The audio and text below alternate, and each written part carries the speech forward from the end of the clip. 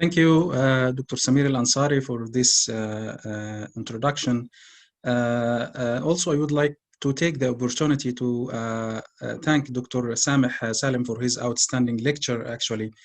I would also like to thank Dr. Walid for inviting me to give this very humble contribution in this magnificent project of Saving Life Academy refresher course. And I'm really delighted to be with you, with this fantastic group and with all my dear respected colleague. So today we are going to give introduction for the anesthesia for maxillofacial surgery, what could go wrong and what make it different from any other kind of anesthesia for any other surgery. So in the beginning, I would like to mention that there is no conflict of interest to be declared. And let's start with maxillofacial surgery or maxillofacial anesthesia. It can be given for maxillofacial trauma, dentally related infection, maxillofacial and head and neck surgeries. Also for congenital anomaly corrective surgery like Golden Hair syndrome, Pierre-Robinson, Treacher-Collins, or orthognathic surgery. So what is the most common anesthetic consideration to be taken in account when you start planning for your maxillofacial surgery anesthesia? First one is communication is a key. You should put in mind that no one-size-fits-all method is possible or applied here. So careful assessment, planning, effective communication, and early senior involvement are paramount to a successful outcome. This kind of surgery carry a risk of more challenging airway than any other specialty or kind of surgery. So careful planning for intubation, ETT securing, extubation in collaboration with surgery is mandatory. So close communication and detailed understanding of the surgical plan also is important. Believe me, you don't like to end up in a similar situation like this. So apply high level of communication between you and your colleagues. Second one is it's heavy reliant in general anesthesia, and this means there is no escape from securing the difficult airway. Third anesthetic consideration is difficult airway. There is anticipated difficult airway in terms of bag mask ventilation and intubation. There is restricted ability to open the mouth, possibility of other injuries, especially cervical spine fracture or concurrent base of skull fracture, and sometimes in trauma, full stomach also, which could pose another challenge for the anesthetist. There is also a variety of methods available to secure the airway, and you need to assess properly to choose between them. It could be awake versus anesthetized, orotracheal or nasotracheal, fiber optic or laryngoscopic, antegrade or retrograde, tube or tracheostomy. So this needs always careful assessment and planning in collaboration with surgery. Also, you will be sharing the airway with the surgeon because it's the common site of work between both of you. So pre-op discussion and planning will be helpful, and you should have extra vigilance for tube dislodgement and kinking during the surgery. Bleeding is another important issue in Max.Fax. Hypotensive anesthesia or induced hypotension commonly employed in this kind of surgery. And post-operative complication like airway problem and post-operative nausea and vomiting are common and very challenging. So what you would bear in mind when you are doing assessment for a patient who's for maxillofacial surgery, or if you are a senior anesthetist and sending your junior colleague to assess a patient for maxillofacial surgery, what is the important point you will tell him to follow? Of course, in addition to routine pre-op assessment, there is another 5 points which I would like to stress on it. First one is assurance.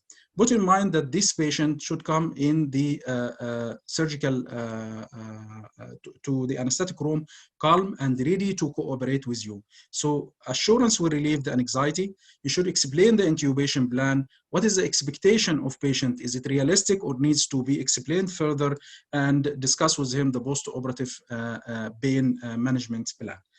The other thing, when you come back after assessing the patient, you should have plan in your mind for the airway. This will include, as we mentioned, intubation, securing, extubation. So you should take careful history, this including also dysphagia, voice changes, If there is a history of obstructive sleep apnea, for example, is the patient had any sleep studies before? Is he on home CPAP, which will need to be employed after the anesthesia or not? And one of the most important things is to review the images, see how your airway look like, and if there is nasal endoscopy, have a look in the results and see if the airway is accessible easy or not. Second thing is bleeding assessment. Bear in mind that face is highly rich in blood vessels, and it could be really a place for severe hemorrhage. So face is highly vascular. So you need to follow in your assessment coagulation screening. If the patient is anticoagulant, be sure also that optimum blood was ordered before the operation. Regarding the pain and post-operative nausea and vomiting, from pain point of view, in general, it's not expected to be very sore really after the surgery, and we will mention why later on. But post-operative nausea and vomiting could be common, and it could be hazardous, especially if there is intramaxillary fixation after the surgery. Again, you need to decide where this patient will go, ICU, HDU, or ward. If he's going to ICU or HDU, do you have the available place for him, or you need to postpone the surgery if not? So because the airway problem are the main anesthetic issue here in this kind of surgery, we need to discuss it in further details. So first of all, I will go for mandibular mobility and mouth opening. You need to assess it, and remember, if there is trismus, it could be caused by pain and can disappear on induction of anesthesia. But sometimes it may be resistant for mechanical reason, and this needs to be discussed with the surgeons. And again, you need to review the images. You need to assess the nasal passage if nasotracheal ET tube is expected. And remember, most bleeding arises from abrasion of the nasal mucosa, but can also be avulsion of existing lesion in the nose, like nasal polyp or very huge adenoid. So check if there is any history of nasal masses or previous hemorrhage from the nose with this patient, and also check if there is deviated nasal septum to chase the proper side to pass your tube. Also, remember to assess tongue mobility because this may give you a clue to how easy is the intubation or how difficult is it. Remember to check if there is any oral mass. Some upper airway masses can do obstruction. If the patient goes to sleep and still is spontaneous breathing, he will obstruct. Some also lower airway tumor could lead to obstruction, which can't be relieved by tracheal intubation. And remember to check for radiation therapy for the patient who is coming for tumors, because radiation therapy may cause fibrosis, distort the airway, or make manipulation difficult. Also, check the status of dentation and fragility, especially in trauma and tumors, and the associated injuries, hemorrhage or foreign body, mainly in trauma, and this will be discussed later on details. Some other pathology affect the neck mobility, especially rheumatoid arthritis, ankylosing spondylitis, previous neck surgeries, and presence of plates or metals in the neck. So, before starting your surgery, make sure you checked your team, your equipment, your patient. Make sure that your assistants are well-trained and have a clear understanding of your plan and procedures. Check your equipment again. Make sure you will not be stuck in the middle of induction with a non-working suction or low fiber optic battery. It will be devastating for you and for your team. Be sure also that the patient is ready. If pre-medication was decided to dry the secretion or for anxiolytic anxiolysis of the patient, make sure the patient received his medication. Prepare your venous access, monitors warm fluid, and ensure availability of blood products. When we come to the induction, we need to ask ourselves few questions. Is this patient can be intubated, or he needs tracheostomy? So we have multiple airway options as we discussed. So ask yourself, is intubation in this patient visible and not contraindicated? Because there is an obvious alternative to standard oral ETT, which is tracheostomy. But in many routine cases, tracheostomy is not necessary and not desirable because the potential side effect and the potential low time of ventilation needed either during or after the surgery.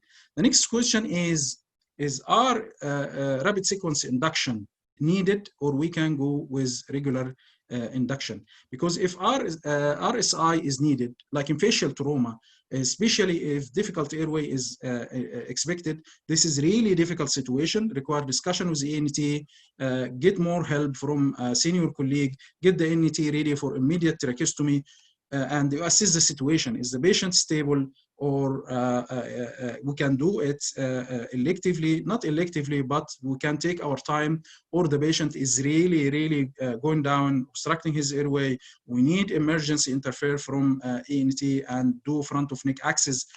If the RSI is indicated for another reason, for example, for reflux, consider awake intubation or tracheostomy under local if needed. The other point is awake versus sleep. Awake intubation, it's not only about fiber optic, as most of us will think. It's actually the most common, but awake could be including other less common options like tracheostomy under local anesthesia, awake laryngoscopic intubation, and awake blind nasal intubation. All of them require proper usage of LA to anesthetize the airway. Because the awake tracheal intubation is the most common, awake fiber optic tracheal intubation is the most common way of awake tracheal intubation, it's important to know well the anatomy, nerve supply of the upper airway, and have the skills for awake tracheal intubation, and it should be essential part of anesthetic training. Don't perform it without supervision if you are not trained enough.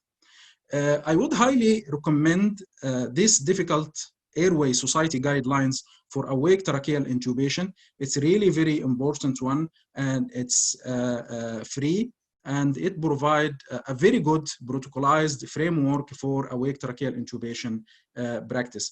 It also provides a suggested ergonomic for anesthetic room when you are performing awake tracheal intubation.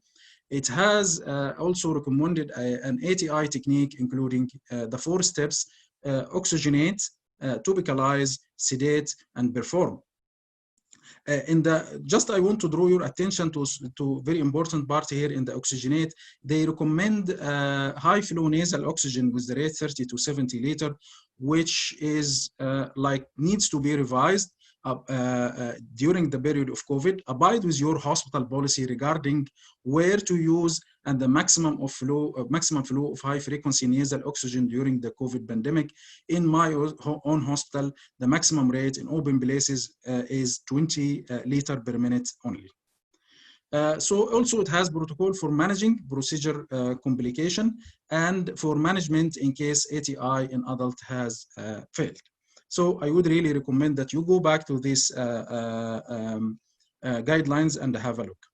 So now, if we decided that this patient will be intubated, there is different, or what is the available options or routes for intubation. Start with the oral. It's very common in other surgeries, but not here in maxillofacial. So it's less used in maxillofacial surgery. The most common is nasal intubation. It's really more popular, but should be avoided in some circumstances. For example, nasal and base of skull fracture, or if there is nasal masses, this is should be avoided.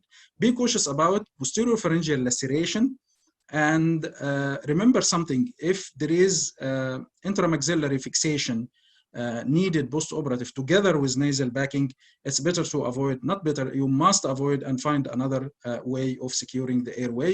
Remember also something: the topical preparation of the nasal mucosa like oxymetallazine, phenylephrine, it could be absorbed systemically, and it has potential cardiovascular side effect. So ask yourself first, will my patient tolerate this or not? Some anesthetists employ some techniques to help with the nasotracheal intubation. Some apply well-lubricated nasal airway of gradually larger size to go in through to dilate the passage. But from my point of view, this is time-consuming, require multiple passes through the nose, which could be itself traumatic and cause mucosal damage and bleeding. So you can pass the nasotracheal tube directly, but remember, the bevel should be always turned to turn towards the nasal septum to minimize the trauma by the tube. Other anesthetists used to put the nasotracheal tube in hot water. It's sometimes helpful, but it will make the tube more malleable, less likely to cause mucosal bleeding. Yeah, I agree with that, but it could be also more liable for distortion and obstruction. So if you will use this, place the tube in temperature-controlled warm water. The second or the other route for intubation is retromolar intubation.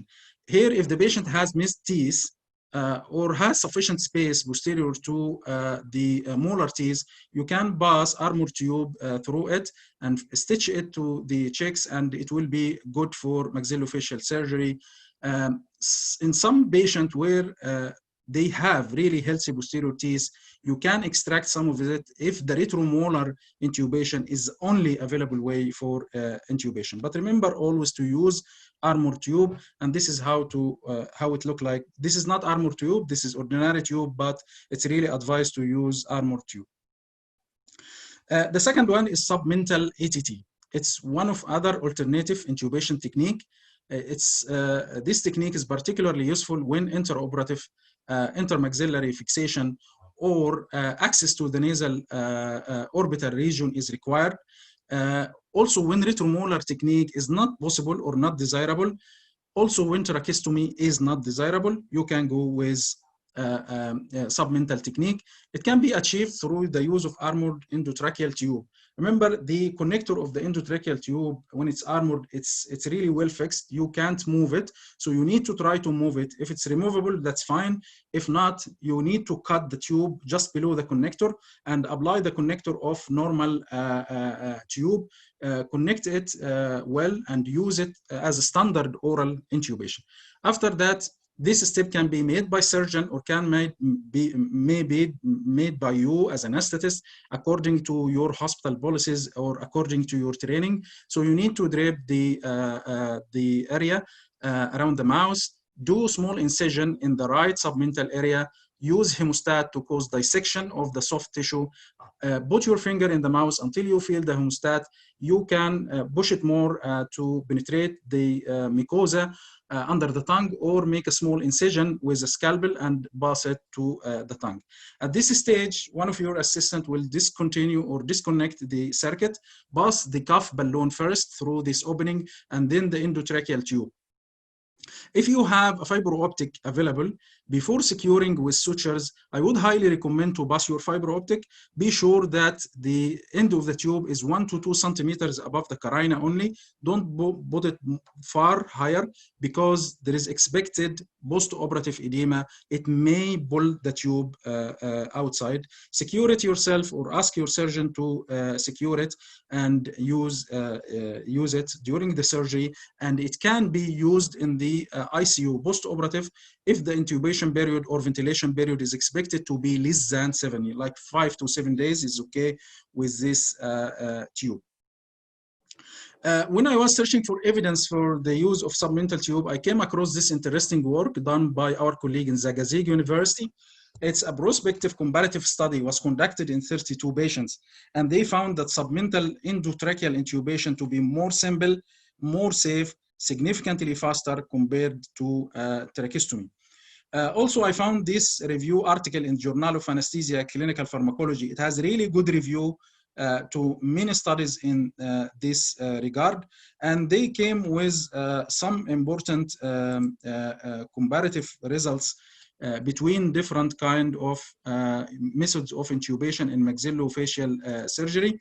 And here they mentioned that it's not permissible beyond 7 days. So I would highly recommend, if you are expecting the patient to be more than 7 days in the ventilator and ICU, like for example, severe traumatic brain injury or patient with very bad lung laceration, you go for tracheostomy straight. If you are expected this patient will be 1 or 2 days, up to 5 or 7 days in ICU, just for edema to resolve, so submental AT tube will be really superior to and has less potential side effect than the tracheostomy. Again, always have plan B for your action. In NAB4 audit in the UK, the project highlight that plan A can and do fail. So you have to well thought through backup plan. It's essential to management the airway to be safe. This management backup plan could include coricothyroidotomy or emergence tracheostomy, retrograde intubation, or transtracheal jet ventilation. So you now secured your tube, your patient ready to go for his surgery. So interoperative care would include positioning. So ideally, the machine should be kept away from the head, could be in the foot part, use long circuit, secure your tubes, secure your pressure points, and keep your patient in either inhalation or TIVA. You can use long-acting analgesia, you can use short-acting analgesia, but you remember remifentanil is good choice. It's gaining popularity over time. It's rapidly titrable, accelerated wake-up, and recovery. Also, you ask the surgeon to do some nerve block, so mandibular and maxillary nerve block can be performed, and it will help with post-operative analgesia. Always remember, this kind of surgery needs adequate muscle relaxation. The last thing you need really is the patient will cough while there is instruments in his face or deep in his throat. Also, eye protection is really mandatory. If it is exposed, use lubricant. If it is not exposed, use lubricant, tape, and thick padding. Thermal control is important. Put your bear hugger, use your warmer mattress, warm your fluid. This operation could be very long, really, and you don't like your patient going out of the theater with temperature of 33 or 34. It's not good for his post-operative course. Urinary catheter can be used if the period of the surgery is expected to be more than 4 hours, and with great fluid shifts or expected hemorrhage. NG tube insertion in lengthy operation is a matter of debate, and it's not desirable because it will come in the surgical field. Now, the infiltration of large doses of epinephrine containing local anesthetic solution, it's really important to minimize the bleeding and keep the pain of the procedure to the minimum. The patient who are typically young and fit can have some increased heart rate, momentary hypertension. So the surgeons need to alert you before doing that, so you will be ready and expect what's going on with your patient. In general, use of epinephrine containing local anesthetic should be limited to 300 mics of epinephrine per hour, and attention should be paid to local anesthetic toxicity either through accumulative injections or inadvertent intravascular injection. In general, local anesthetic containing epinephrine should be avoided in patients with cardiovascular disease. Also pay attention to reflex bradycardia.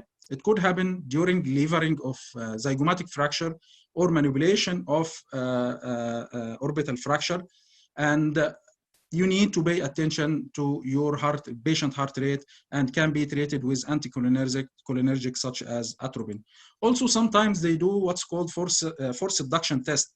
It's something to evaluate the extramuscular entrapment, and they are pushing the eye downward towards the attachment of the inferior rectus muscle. Also, it could cause bradycardia, and you should be ready for that. Valsalva maneuver sometimes also will be required by the surgeons. Next very important one is the blood loss. Extensive blood loss, especially in middle face surgery, is highly expected. You can see the face is very rich in terms of macrovascular supply. So you need to keep head up, ensure no obstruction to venous drainage, use induced hypotension, use abrotonin and tranexamic acid. All will help in reducing the blood loss. Also, in terms of microvascular, it's very rich as well. So you identify patients who are on anticoagulant, antiplatelet agent, or both need to be identified and stop this medication before the elective surgery. Also, throat bag are used routinely in many centers. It used to reduce the amount of blood entering the stomach, protection from bony debris, and securing the tube. Having this throat bag in the throat will really fix the tube. It should be removed by the end of the operation. Nasopharynx should be suctioned. So throat bag could cause potential airway obstruction post-operative. So it's recommended to use at least one visual and one documentation check. One visual check can include leaving part of the throat bag outside, tie it to the tube if possible, or leave a sign that there is throat bag. This could be applied to the forehead of the patient or to the HME filter. In terms of documentation, you should document that in your anesthetic form, and it should be involved in the surgical swab count or the surgical safety sign out check. And the removal of the throat bag should be communicated loudly to the whole theater team. It's kind of safety because if it will be retained in the upper airway, really it will cause troubles. Last thing to talk about is the hypotensive anesthesia, and we will discuss it further in the next few slides. They call it induced hypotension, or they call it hypotensive anesthesia. Both are the same, and it includes reducing the blood volume, blood pressure, to reduce the blood loss and hence transfusion rate. It also improves the surgical field and reduce the operative time, but it's not without risks. So there is some level 1 evidence that induced hypotension can reduce blood loss. Some of it proving that it's reducing the transfusion rate, operating time associated with maxillofacial surgery. But there is no evidence that it affects the stress response to the surgery. Also, there is some studies suggest that platelet activity is actually reduced during significant controlled hypotension, which may protect against post-operative consumptive coagulopathy, but it will not decrease the intraoperative blood loss. And it's a small study, so I will go with the other level 1 studies. In general, you shouldn't reduce the MAB less than 30%, and with absolute limit of around 55 millimeter mercury in ASA1 patient. And remember, in general, hypotension carry risk of hypoperfusion to vital organ. So some patient with ischemic heart disease, carotid artery stenosis, peripheral vascular diseases, kidney dysfunction, and severe uncontrolled hypertension, they will not tolerate this kind of hypotension. So you use normotensive or modified hypotensive anesthesia. So remember, in hypotensive anesthesia, appropriate patient selection is must. Careful monitoring and adequate interoperative volume replacement is really mandatory in hypotensive anesthesia for safe conduct. How to perform hypotensive anesthesia? You can use one of the 3 approaches or one of the 3 ways. First one is head-up position, like minor degree of reverse Trendelenburg, like 10 or 15 degree. They said 1 centimeter rise in the surgical area may reduce the blood pressure with 1 millimeter mercury. You can deepen the anesthesia by deepening the inhalational agent. For example, the ISO, SIVO, use opioid, even muscle relaxant if the patient is not relaxed will help reducing the blood pressure. Otherwise, you use hypotensive pharmacologic agent, which include labetalol, ganglion blockers, direct acting like nitroglycerin, clonidine, magnesium. But if you will use magnesium, pay attention because it may prolong neuromuscular blockade. For further reading, I would really recommend this review article. It's in Science Direct, and it compares the hypotensive versus normotensive anesthesia during major maxillofacial surgery. Now you finish your surgery and you come to extubation. Extubation is really should be planned so prudent like intubation. You must decide whether to extubate the patient or not, or also you need to decide you are extubating your patient in deep anesthetic or full anesthetic or awake anesthetic plan. If the original plan was to extubate post-operative, this also may change during the surgery. So you need to ask yourself, can I extubate this patient? And what are the factors I need to consider before extubating my patient? These factors may include First of all, discontinue your induced hypotension if it was employed. And remember to remove the throat back. Again, remember to remove the throat back. Airway should be cleared and suctioned. Ensure hemostasis and start to think, will I extubate deep or awake? So awake extubation, as we know, is removing the nasotracheal tube following the return of the laryngeal reflexes, coughing, eye opening, or obeying command. This could help minimizing aspiration, airway obstruction, and laryngospasm. But awake extubation may increase the bleeding secondary to patient coughing and bucking during the emergence from anesthesia. Deep extubation will include the removal of the tube while the patient is still deep, but this may mean the patient will buzz or go through the second stage of anesthesia while his tube is out, so he will be more liable to airway obstruction and potential pulmonary aspiration and laryngospasm. So you need to balance the risk and benefit. Ask the surgeon if the patient has really high risk of bleeding, if he will cough and bite his tube, or we can go for deep extubation. And it's always, if you are in doubt, to extubate your patient while awake.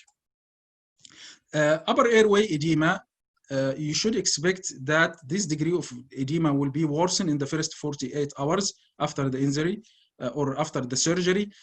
This is very true, especially in mid-phase fracture, and this may lead to airway obstruction. That's why dexamethasone is one of the essential part of the management of edema in intraoperative and postoperative stage.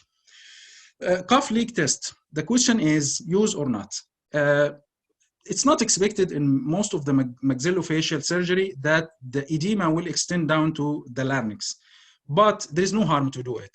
It's usually using the difference between inspired and expired tidal volume after deflating the cough. So the suggested approach is to use the 100 ml or 10% of the tidal volume as cutoff. If there is more than 110 ml difference between expiratory tidal volume and the inspiratory tidal volume after deflating the cough, this is 98% negative predictive value for post-operative extubation stridor in some studies. Also, some anesthetists will advise to use tube exchanger in patients with very difficult intubation or expected deterioration of the airway post-operative. It's a catheter which could be passed through the tube, then remove the tube, leave the catheter in. It's well tolerated by the patient. Could it have connector which could be connected to oxygenation tubes, or can be used for CO2 monitoring in the post-operative period. And if necessary, you can remove the connector and railroad a tube through it and intubate the patient again. Also, where the patient will go, this needs to be revised again after the surgery. Remember, the residual swelling and the remaining effect of the anesthetic agent could deteriorate the airway post-operative. One important thing also is intermaxillary fixation. It's a very old age procedure which involved the usage of metallic or non-metallic devices to occlude the mouth after the surgery.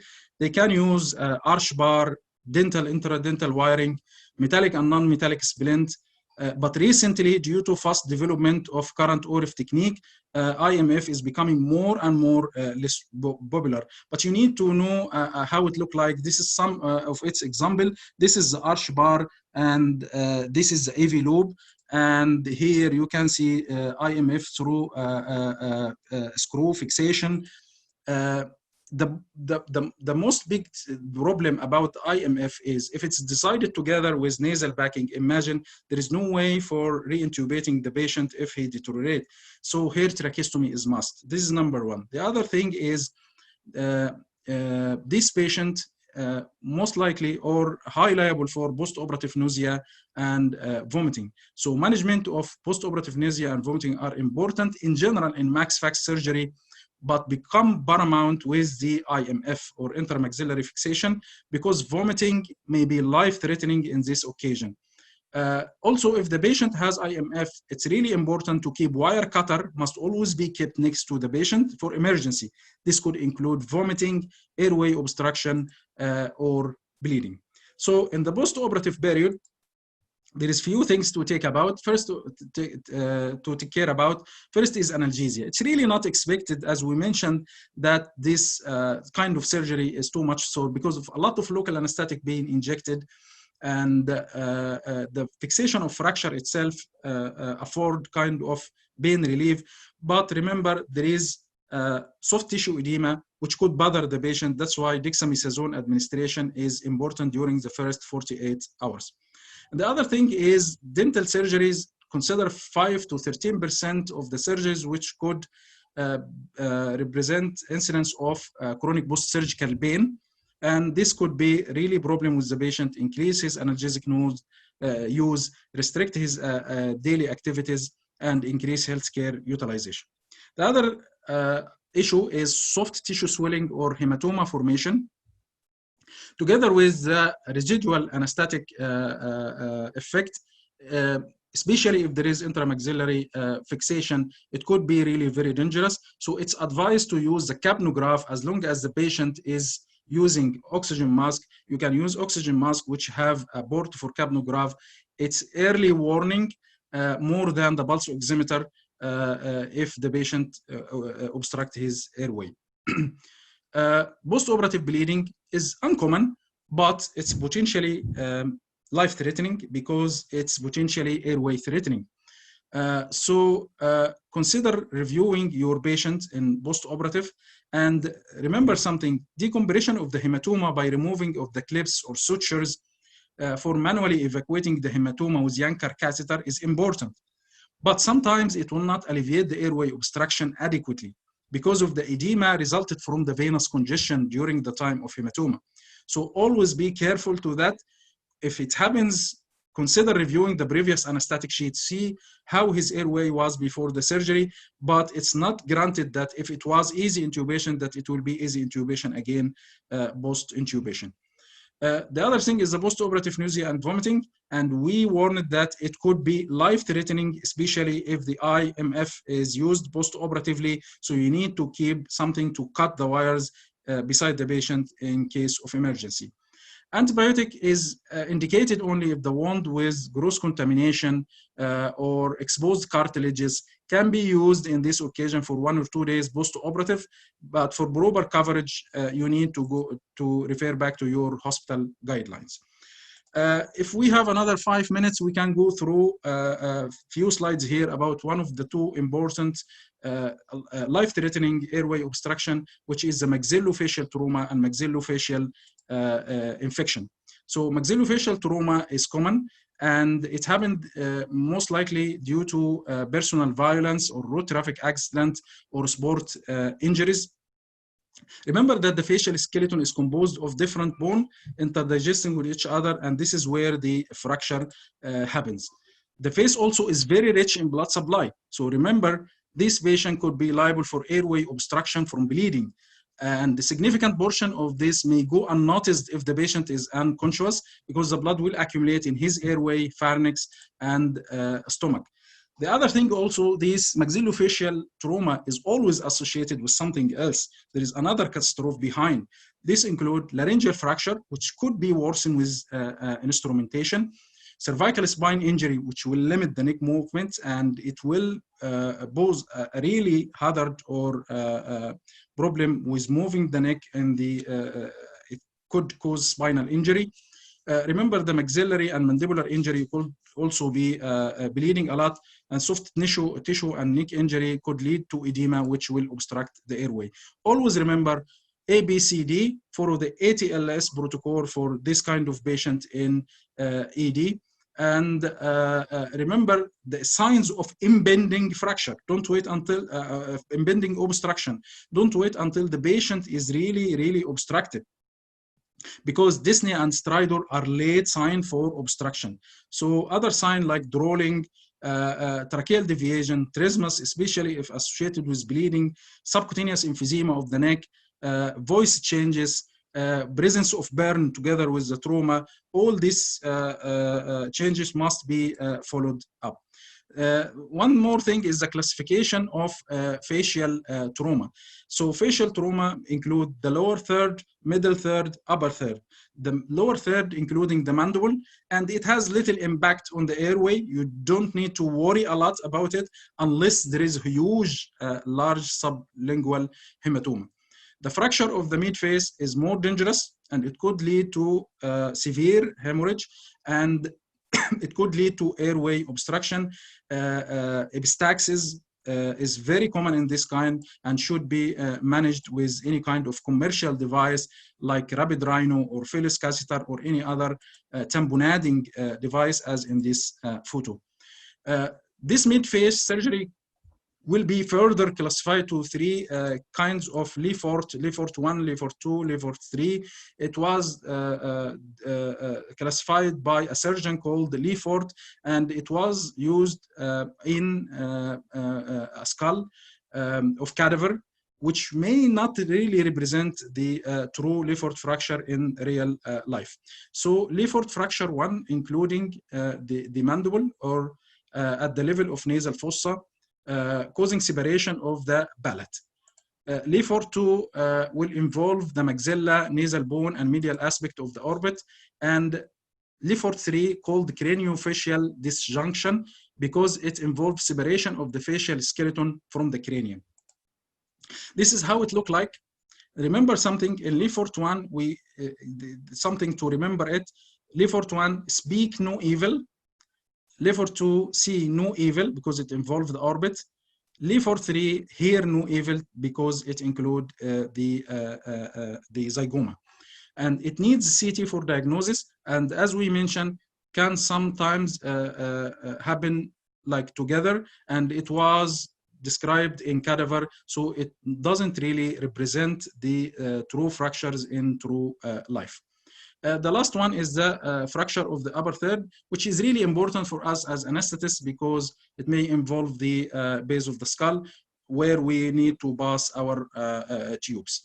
Last slide here is maxillofacial infection. Commonly needs surgery even if with antibiotic. Start as dental infection, then spread to facial glands of the head and neck. Sometimes it's underestimated. And appropriate and adequate post-operative or preoperative assessment is paramount. Could lead to stridor, dysphagia, and even late sign of the airway compromise. Lack of tongue protrusion is very important sign of impending airway obstruction and needs to be checked. Remember, trismus may not be improved with induction of anesthesia, so you need to be careful. Review the radiologic results and consider nasendoscopy. And remember, the Ludwig angina is very life-threatening cellulitis of the floor of the mouth, which extend beyond that and could go even to the mediastinum and cause mediastinitis. So don't underestimate the degree of extension. Always involve a senior anesthetist, ENT consultant from the start. So our take-home message is here. Communication is mandatory for satisfactory outcome, and plan A can fail, so always have plan B. Proper planning for intubation, securing the airway, extubation in collaboration with surgeon. Submental endotracheal intubation is very good, try to know about it. Always check your team, equipment, patient readiness before induction. Consider DAS guidelines for ATI as a framework for your work. Consider other possible routes of intubation if IMF plus nasal backing is planned. Use always visual check and documentation check for throat back. Appropriate patient selection for the induced hypotension. Always post-operative, if the patient has intramaxillary fixation, make available of wire cutter must always be kept next to the patient for emergency, such as vomiting, airway obstruction, and bleeding. I know that I exceeded the time limit of the lecture, and I'm sorry for that, Dr. Samir, and I'm ready to receive questions if we have any. Really, thank you, Dr. Ahmed. Nice covering and